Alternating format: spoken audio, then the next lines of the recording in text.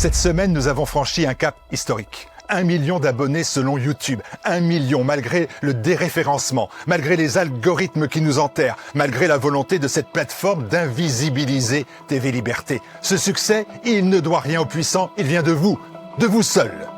Depuis 12 ans, nous avons choisi un modèle unique. Pas de publicité, pas de subvention d'État, pas d'oligarque. Cette liberté est notre marque de fabrique. Mais elle nous oblige aussi à la gestion d'un budget serré, volontairement modeste. Nous ne pouvons compter que sur nos téléspectateurs et c'est notre force. À TVL, nos donateurs sont nos protecteurs face aux insultes, aux attaques, aux censures, jusqu'aux blocages bancaires qui nous font tant de mal et qui nous ont conduits à saisir la justice. Dans un monde où la servitude devient un confort moderne, où l'on préfère obéir tranquillement plutôt que de décider librement, TV Liberté fait exactement l'inverse. Nous choisissons la liberté, le risque, l'indépendance, et c'est pour cela que ce modèle dérange. Certains veulent nous faire disparaître avant 2027. Alors aujourd'hui, nous vous demandons de protéger votre télévision alternative. Si vous pensez que la liberté vaut mieux qu'un abonnement premium à des robinets d'idées woke, si vous pensez qu'il faut contrebalancer la propagande de France Télévisions, soutenez TVL en faisant un don défiscalisé. Maintenant, on ne se tait pas, on ne se vend pas, on informe.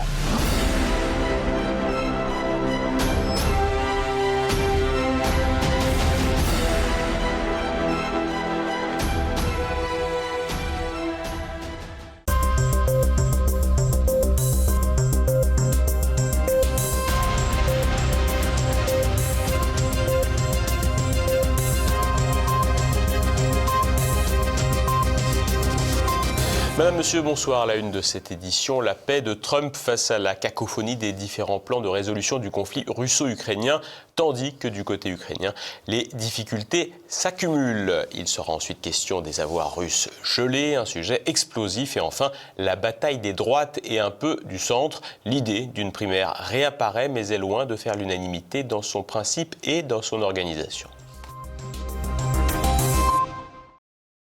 C'est depuis le Kirghizistan que Vladimir Poutine a pour la première fois expressément réagi au plan de paix de Trump. Le président russe a réaffirmé une position dure, tandis que le pouvoir ukrainien vacille. Nicolas de Lamberterie. Vladimir Poutine, prêt à relever le gant du plan de résolution du conflit russo-ukrainien. Ce plan en 28 points, qui a fuité depuis une semaine dans la presse, a été beaucoup commenté et a fait l'objet de plusieurs réunions diplomatiques, notamment entre les États-Unis et l'Ukraine à Genève. Ce même plan, qui a fait geindre toute la presse mainstream, a souvent été présenté comme un plan maximaliste en faveur de Moscou. Mais selon Romain Bessonnet, expert du monde post-soviétique, en réalité, ce plan correspond davantage aux exigences minimales de Moscou au vu de la prise de parole de Vladimir Poutine lors d'un déplacement à Bichkek au Kirghizistan. Il a fait plusieurs annonces qui montrent en fait que la Russie n'est pas demandeuse d'un accord de paix actuellement, étant donné qu'elle est en dynamique encore positive sur le terrain. Vladimir Poutine a annoncé ses lignes rouges, c'est notamment la conquête de l'intégralité du Donbass.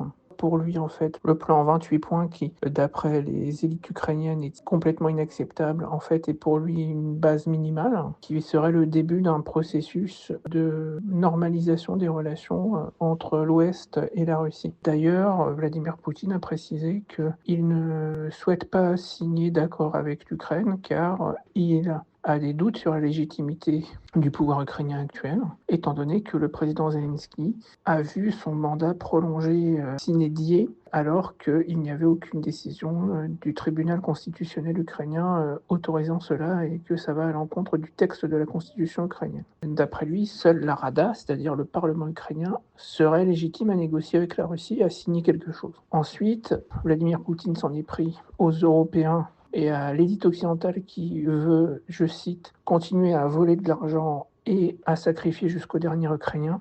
Et lui a dit que de toute façon, la Russie est en capacité de gagner la guerre militairement et donc s'il y a un accord c'est mieux, mais s'il n'y a pas d'accord, ce sera pareil.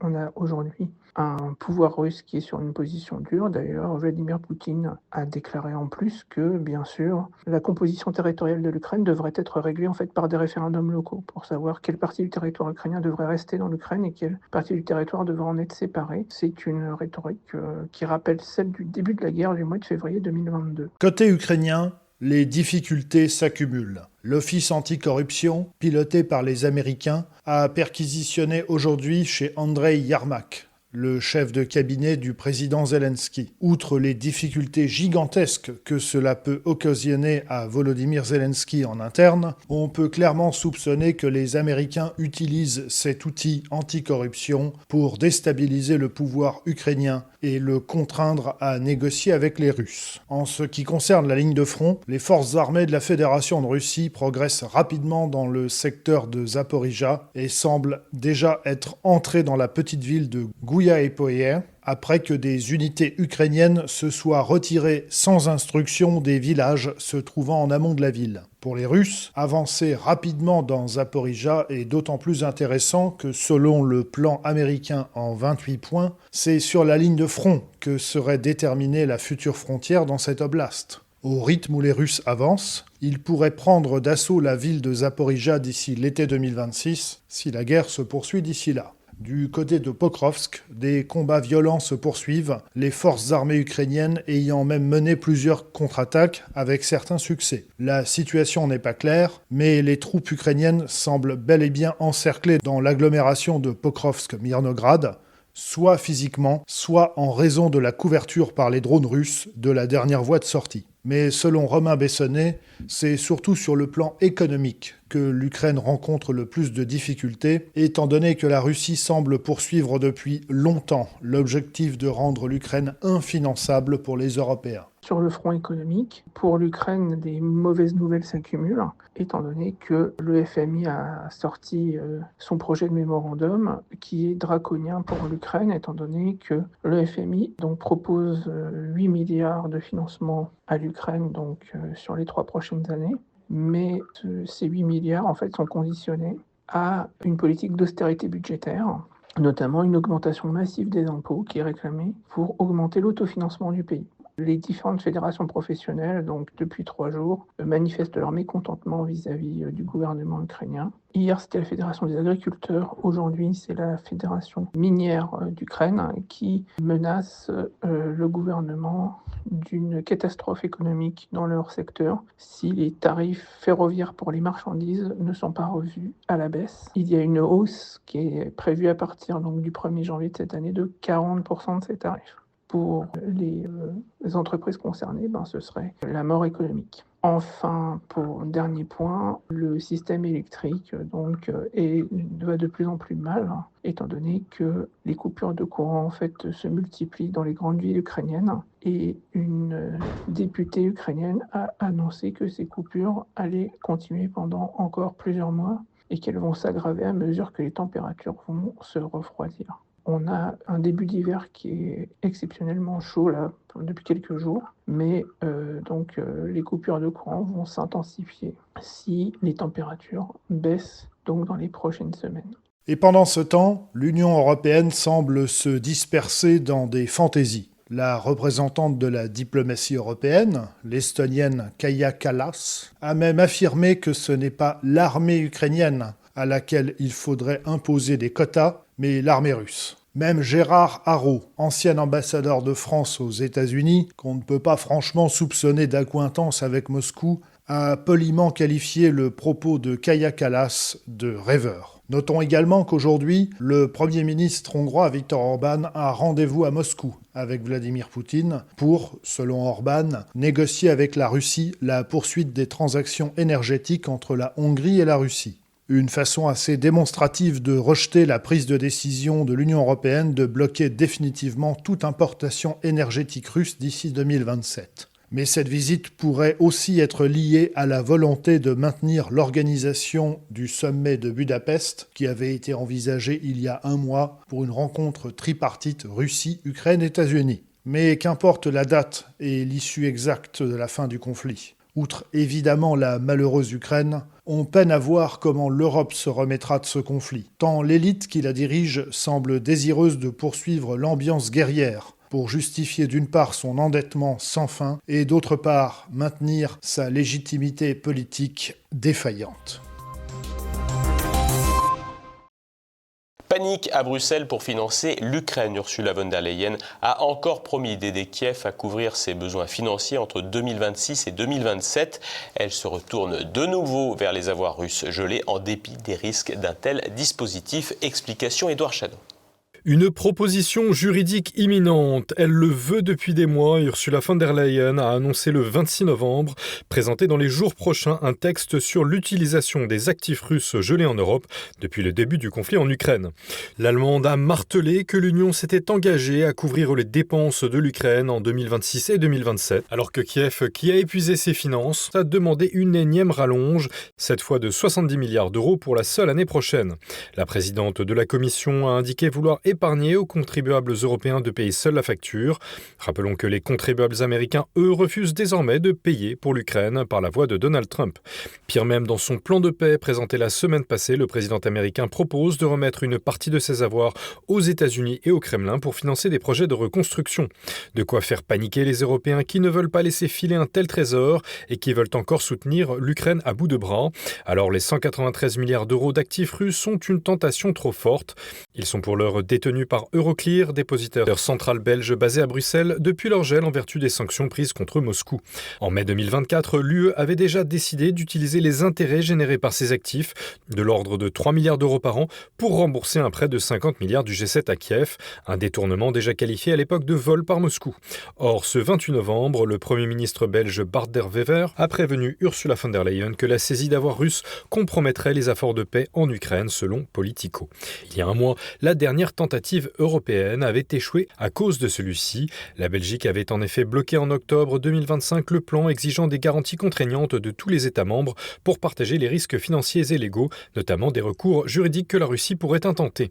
Euroclear s'oppose aussi à cette récupération qui affaiblirait la crédibilité financière de l'Europe en envoyant un signal particulièrement négatif aux investisseurs étrangers.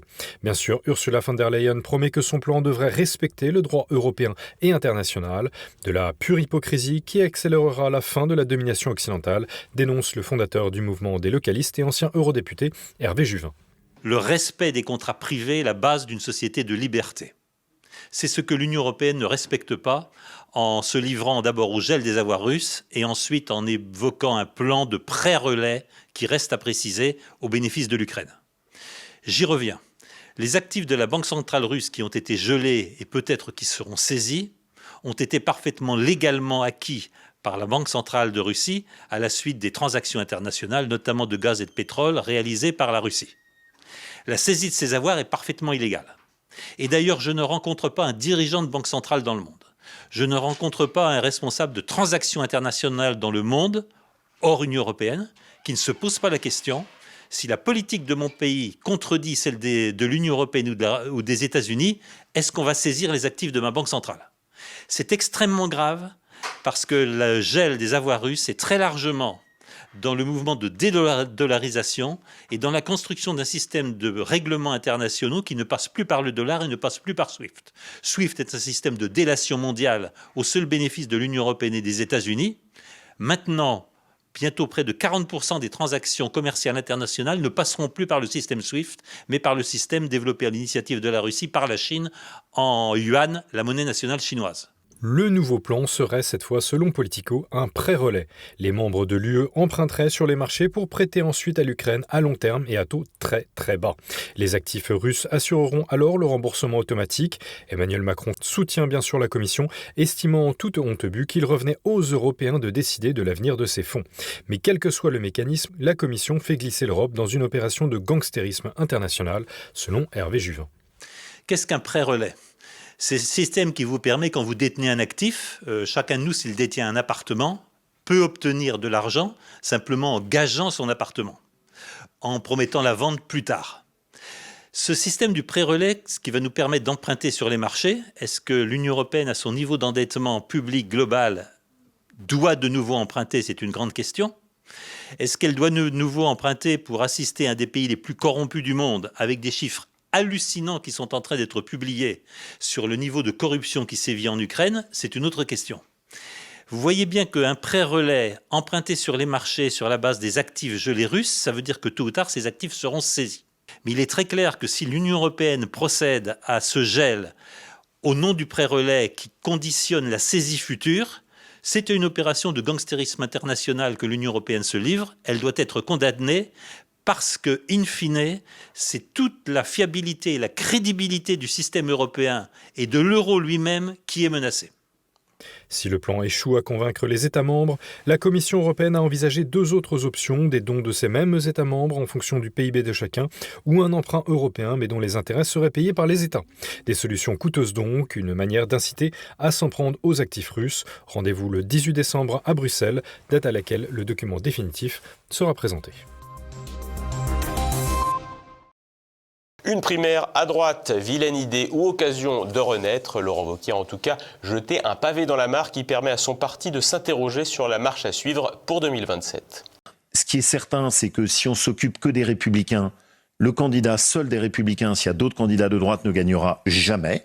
Il faut qu'on ait la lucidité de se le dire. Donc mon objectif, c'est de construire le rassemblement de la droite.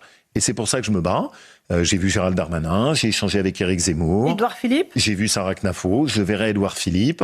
J'ai échangé sur le sujet avec David Lisnard. J'essaye de voir les uns après les autres et de les convaincre. Une grande primaire à droite. Faute d'avoir pris la tête des Républicains au printemps, Laurent Wauquiez entend faire un peu bouger les lignes. En proposant de recourir à ce mécanisme auquel le parti avait eu recours en 2016, le chef de file des députés LR à l'Assemblée a provoqué des remous dans sa famille politique.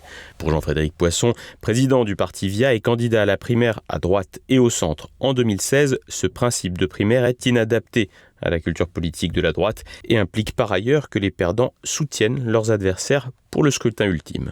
Le problème, c'est que la culture de la primaire n'est pas une culture de droite. Pour 2 raisons. D'abord, c'est grosso modo la droite française qui a écrit la Constitution de la Ve République, qui prévoit une forme de primaire institutionnelle régulière qui s'appelle le premier tour d'élection présidentielle. Rajouter 2 tours, probablement en tout cas, à l'élection présidentielle, même pour désigner un chef de parti, n'est pas quelque chose qui est dans la tradition des familles politiques droitières en France. Deuxièmement, c'est une question de culture, parce que pour que la primaire fonctionne parfaitement, il faut que l'engagement des perdants à l'égard du gagnant en termes de soutien soit absolument massif, formel, sans équivoque, et qu'on laisse à l'entrée de la salle de l'élection présidentielle, après que la primaire a donné son résultat, c'est l'ensemble de leurs ambitions, l'ensemble de leurs points programmatiques, peut-être ceux auxquels ils tiennent le plus. Bref, il faut une cohésion, une culture du dialogue, en tout cas du soutien et de l'accord politique, qui n'est pas exactement non plus la culture de la droite française. Donc pour toutes ces raisons, je pense que ça pose une difficulté qui est plus une difficulté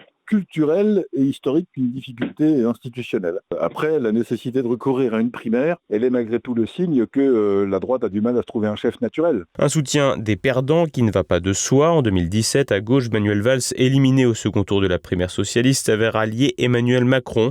À droite, Sarkozy et Juppé avaient apporté un soutien très limité à François Fillon pour le même scrutin. Quant au problème du chef naturel, il n'a pas été résolu dans la droite UMP-LR depuis la défaite de Nicolas Sarkozy en 2012. Autre inconvénient de la primaire, elle risque de montrer l'effondrement de cette famille politique depuis 2017 au niveau national. En effet, en 2017, lors de la primaire, on comptait plus de 4 millions d'électeurs. Et le vainqueur, François Fillon, parvenait à l'emporter avec près de 3 millions de voix au second tour, soit 2 fois plus que son dauphin Alain Juppé. Fillon se classera ensuite 3e à la présidentielle et parviendra à obtenir plus de 20% des voix à 300 000 voix d'un second tour. 5 ans plus tard, exit la primaire ouverte à droite. Le parti LR, fatigué par 5 années de macronisme, avait préféré un congrès pour désigner son chef de file. Valérie Pécresse l'emportera au second tour devant Éric Ciotti avec près de 70 000 voix. À titre de comparaison, Jean-Frédéric Poisson, 6e 5 ans plus tôt, avait rassemblé plus de 62 000 électeurs.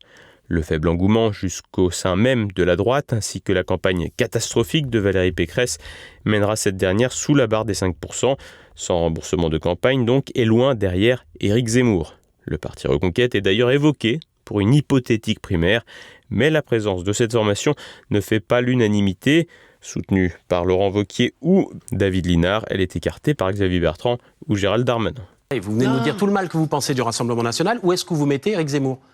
Mais c'est pareil. C'est pareil, il est d'extrême droite aussi. Mais quand vous regardez bien les discours, vous vous rappelez des propos... Est-ce qu'il est d'extrême droite? Évidemment, c'est la droite extrême, c'est la même chose. Vous les entendez facilement dire ni LFI, ni LFI. Moi, je veux dire ni LFI, ni RN. Ni LFI, ni RN, ni Reconquête. Oui, c'est pareil. Je pense que la bonne primaire, c'est celle qui va de Gabriel Attal à Bruno Retailleau, personnellement. Vous demandez une large primaire qui va de Gabriel Attal à Éric Zemmour, avec le RN. Non, parce que le RN a lui-même tranché, il a dit qu'il n'était pas de droite. Une droite désaccordée et une situation loin d'être claire. En effet, comme Pécresse en 2022, Xavier Bertrand n'est plus membre des Républicains, mais s'exprime comme s'il l'était. Tout comme Gérald Darmanin. Cette droite, plus ou moins de droite, qui se cherche, pose la question du périmètre qui sera admis en cas de primaire à droite. On voit bien qu'il y a aussi une question de périmètre qui est posée. Ça prouve en tout cas qu'aujourd'hui, ce grand parti de gouvernement, historique en tout cas, qu'est les Républicains, ne peuvent pas envisager tout seuls de participer dans des conditions de réussite satisfaisantes à l'élection présidentielle. Après, ça pose des tas de problèmes également programmatique, encore une fois, parce qu'on peut imaginer, comme celle à laquelle j'ai participé en 2016, une primaire de la droite et du centre, dans la mesure où, sur les principes fondamentaux, à quelques nuances près, les 7 candidats que nous étions à peu près tous d'accord, même s'il y avait des écarts et des nuances entre nous. Là, en termes d'orientation politique majeure, prenez simplement la question de l'atlantisme, la question de la guerre en Ukraine, la question du rapport à l'Europe, enfin, toutes ces choses-là ne sont absolument pas tranchées et mettraient en scène, si jamais une primaire devait aller d'horizon à Reconquête, on voit bien pas des nuances, mais vraiment des questions de positionnement de principe. Des candidats d'opinion très diverses sur les principes, mais aussi sur le rapport au macronisme, une partie des LR ayant succombé aux sirènes présidentielles, quittant le parti quand d'autres l'ont fait à moitié, à l'image de Bruno Retailleau. Un parti n'est en revanche jamais évoqué quand il est question d'une primaire à droite, c'est le Rassemblement national, et pour Jean-Frédéric Poisson, cette exclusion de principe est une erreur. Quant à la volonté de ne pas faire participer le Rassemblement national, c'est une erreur terrible, parce que le seul enjeu en fait de l'élection présidentielle de 2027, il est facile à décrire et il est double. Le premier, c'est d'empêcher les néolibéraux d'accéder à nouveau au pouvoir et d'empêcher la gauche d'y arriver. Et pour ça, il faut une union des droites conservatrices et libérales. Alors on peut discuter à l'infini sur le point de savoir si le Rassemblement national est de droite, conservateur, libéral. En tout cas, il n'est pas de gauche. C'est la seule conclusion qu'on peut en tirer. En tout cas, si on en juge à l'énergie que consacre la gauche à empêcher par tous les moyens le Rassemblement national d'accéder au pouvoir, on peut au moins dire ça. Donc en fait, je pense qu'on est parti sur des systèmes à géométrie partielle, ou à périmètre partiel qui ne me paraissent pas pouvoir régler la situation. Le problème comptable n'est lui pas très compliqué. Le candidat RN, qu'il s'agisse de Jordan Bardella ou Marine Le Pen, est donné à plus de 30%, tandis que le candidat de droite est donné entre 10 et 17%, selon la personnalité présentée. 17 avec Édouard Philippe, 10 avec Bruno Retailleau. L'effet Retailleau du printemps 2025 s'est rapidement essoufflé. Élu très largement à la tête de son parti, il ne parvient pas à décoller après une participation difficilement lisible à l'exécutif. Le patron de LR a donc décidé de soumettre plusieurs scénarios aux adhérents début 2026 via un groupe de travail piloté par Gérard Larcher, président du Sénat. L'objectif est d'éviter un second tour opposant la gauche au Rassemblement national en unifiant les voix d'un socle commun fragmenté. Alors qu'un sondage IFOP pour valeur actuelle d'octobre montre que 82% des sympathisants LR souhaitent un exécutif d'union des droites, la tête du parti n'est pas résolue à un tel scénario. En admettant pouvoir travailler avec le RN, LR verra partir une partie de ses cadres. En y renonçant, le parti risque de finir de décevoir une partie de ce qu'il reste de son électorat. Quoi qu'il en soit, il y aura de la casse à droite et au centre. Et la stratégie qui devrait prévaloir de ce côté de l'échiquier politique est celle de l'attentisme. Attendre 2027 en espérant une chute d'un concurrent de premier plan ou l'émergence d'un profil providentiel et présidentiel. Passons à présent à l'actualité en bref en France. Un des fondateurs du FN est mort. Alain Jamet, cofondateur du Front National avec Jean-Marie Le Pen en 1972, est décédé dans la nuit de jeudi à vendredi, à l'âge de 91 ans, dans l'Hérault. Né en 1934 à Bourges, cet ancien parachutiste blessé en Algérie et médaillé militaire s'est engagé en politique dès les années 50, soutenant des mouvements comme l'UDCA de Poujade et le Front National pour l'Algérie française. Pionnier, il fonde la première fédération du FN dans l'Hérault et devient premier vice-président en 2011, soutenant Marine Le Pen. Élu régional en Languedoc-Roussillon puis Occitanie pendant 34 ans, il est aussi conseiller municipal à Montpellier et Pérols. Son combat politique se poursuit à travers sa fille, France Jamais, élue RN à Bruxelles. RSF et France Télévisions, renvoyés dans les cordes, France 2 a dû couper en urgence une partie de son émission Complément d'enquête jeudi soir consacrée à CNews, et cela juste avant sa diffusion. Cette décision rare fait suite à une déclaration de l'Arcom, le régulateur audiovisuel, contredisant l'étude de l'ONG de gauche Reporters sans frontières, RSF, publiée la veille. RSF accusait CNews de contourner les règles de pluralisme en reléguant les interventions de gauche aux heures nocturnes et privilégiant les invités de droite la journée. RSF ne s'était en revanche jamais ému du refus de Laurent Ruquier sur France Télévisions de recevoir Marine Le Pen en son temps. L'Arcom affirme n'avoir jamais détecté aucun contournement en mars 2025 et que ces chiffres diffèrent. RSF maintient ses conclusions basées, selon ses dires, sur l'analyse de 700 000 bandeaux. Le reste du reportage à charge de France Télévisions a bien été diffusé. Il évoquait notamment ce qui serait une surreprésentation de la question migratoire sur la chaîne CNews. La diversité au tribunal, et ça vous ne le verrez pas sur France Télévisions. Jeudi, une violente bagarre a éclaté en pleine audience au tribunal judiciaire d'Évry lors du procès en assises du meurtre d'Arthur, 19 ans, tué en juillet 2021 lors d'une rixe entre bandes de Sainte-Geneviève-des-Bois et Saint-Michel-sur-Orge.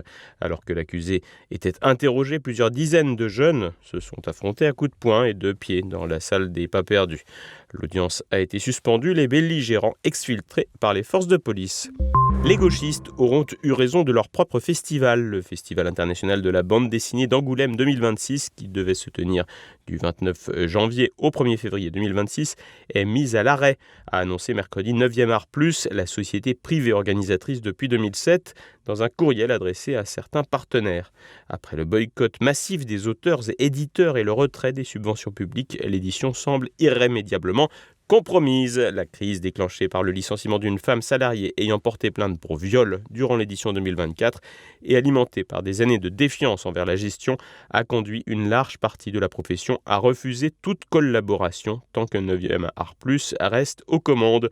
C'est seulement la deuxième annulation depuis 1974 après celle de 2021 liée au Covid.